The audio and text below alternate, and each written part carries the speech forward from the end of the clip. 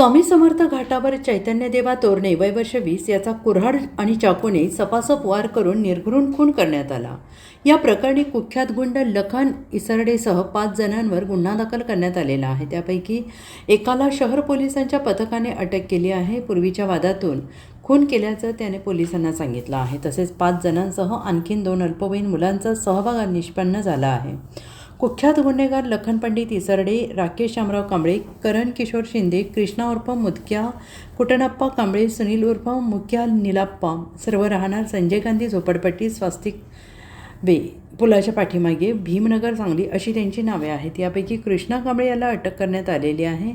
पोलिसांनी सांगितलं की मृत चैतन्य तोरणे हा वाढपी आहे। तो आज सायंकाळी स्वामी समर्थ घाटावर गेला होता। त्यावेळी संशयित त्या ठिकाणी आले। त्यांनी पूर्वीच्या वादातून वाद घातला आणि त्यानंतर कुऱ्हाड आणि चाकूने तोंडावर, पोटावर, डोक्यावर सपासप वार केले। त्यात तो रक्ताच्या थारोळ्यात पडला आणि ही संपूर्ण घटना परिसरातील अनेक लोकांनी पाहिली। चैतन्याचा अतिरक्तस्रावाने मृत्यू झाला आहे। त्यानंतर पोलिसांनी तपासाची चक्रे फिरवत एकाला ताब्यात घेतलं आहे। उर्वरितांच्या शोधासाठी 4 पथके रवाना करण्यात आल्याचे निरीक्षक अरुण सुगावकर यांनी म्हटलं आहे।